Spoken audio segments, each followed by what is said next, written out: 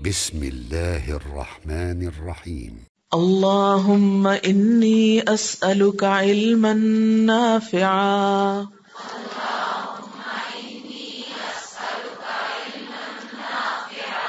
ورزقا طيبا وعملا متقبلا. اللہم اے اللہ، انی بے شک میں اسألک سوال کرتا ہوں تجھ سے، مانگتا ہوں تجھ سے، علماً علم، نافعاً نفع دینے والا، ورزقاً اور رزق، طیباً پاکیزہ، وعملاً اور عمل، متقبلاً قبولیت والا. اے اللہ، میں تجھ سے نفع دینے والے علم، پاکیزہ رزق اور قبول ہونے والے عمل کا سوال کرتا ہوں.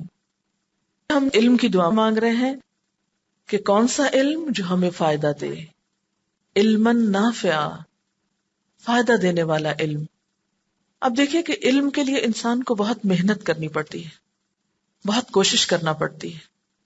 اس کے لیے مشقت کرتا ہے انسان، صبر کرتا ہے، بہت سی چیزوں کو برداشت کرتا ہے. لیکن اتنی تکلیفیں اٹھانے کے بعد اگر کوئی چیز انسان حاصل کرے اور وہ بھی فائدہ مند نہ ہو تو آپ دیکھیے کہ کتنے افسوس کی بات ہے نا. ہمارے ہاں عام طور پر لوگ کچھ بھی پڑھنے یا سیکھنے لگ جاتے ہیں، کس لیے؟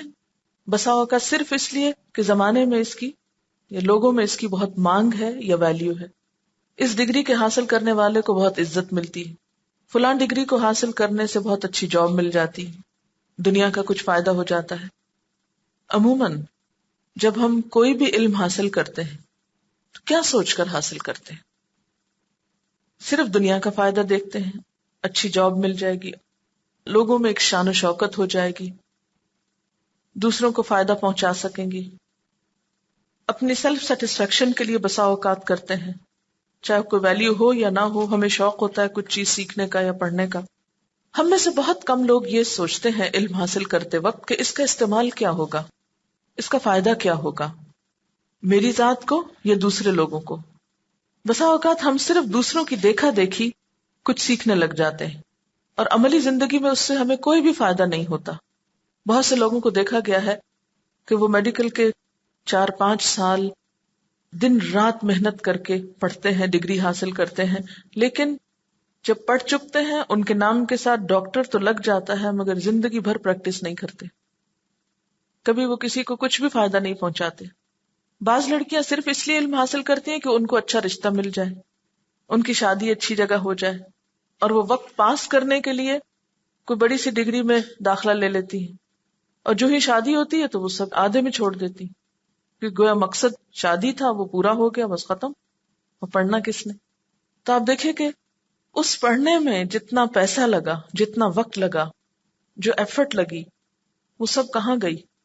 ختم ہو گئی نا یہیں پر. نتیجہ کیا نکلا؟ کچھ بھی نہیں. دنیا کے چند روزہ زندگی کا کچھ سامان ہاتھ آ گیا، چند روزہ زندگی کچھ آرام سے کٹ گئی. لیکن علم کا حقیقی فائدہ اسی وقت ہوتا ہے جب انسان کو وہ دنیا میں بھی فائدہ دے اور آخرت میں بھی فائدہ دے.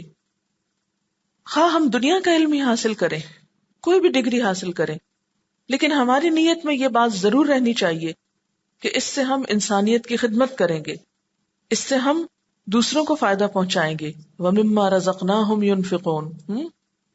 اور پھر دوسرے لوگوں کو فائدہ پہنچاتے ہوئے بسا اوقات کیا ہوتا ہے، اس کا فائدہ ہمیں خود دنیا میں بھی سیٹسفیکشن کی صورت میں ملتا ہے اور آخرت میں بھی اس کا اجر و ثواب ملے گا.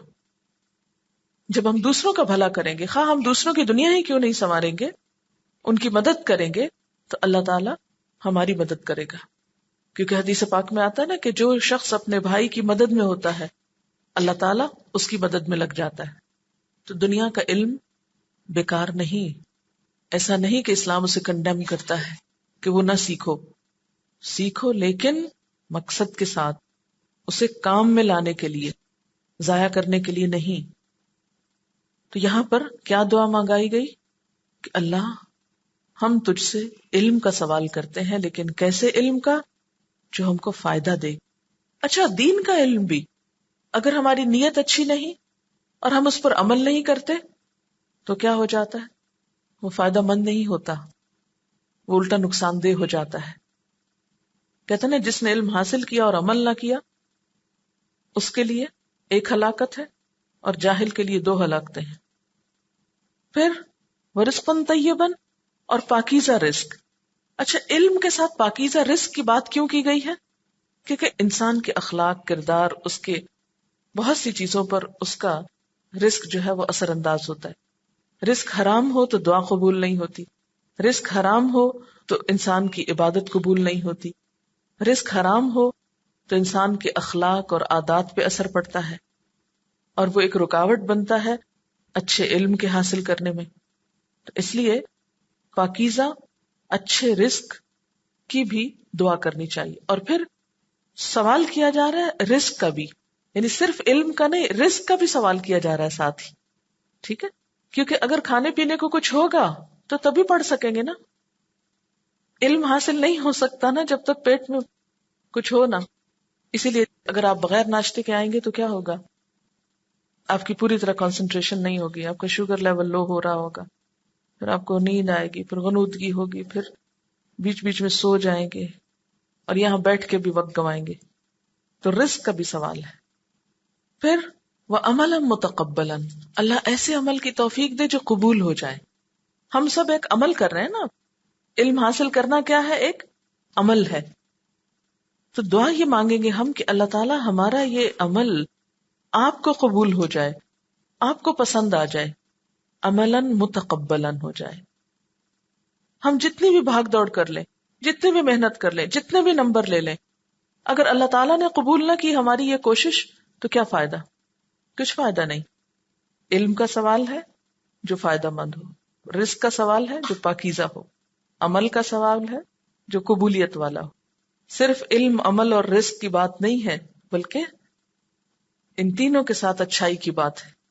چلیے اب جب آپ دعا مانگیں گے تو کیا سوچیں گے کہ اللہ تعالیٰ یہ جو قرآن پاک ہم سیکھنے جا رہے ہیں اس کو ہمارے حق میں اور ہمارے ذریعے دوسروں کے حق میں فائدہ مند بنا دینا، اور ہمیں پاکیزہ رزق عطا کرنا، اور ہماری اس کوشش کو قبول کر لینا تاکہ ہماری یہ تمام کوششیں بہترین طریقے سے ہو سکیں اور قبولیت والی بن جائیں. اللہم انی اسألک علما نافعا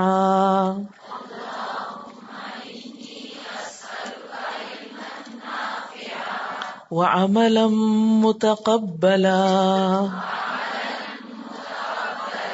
ورزقا طیبا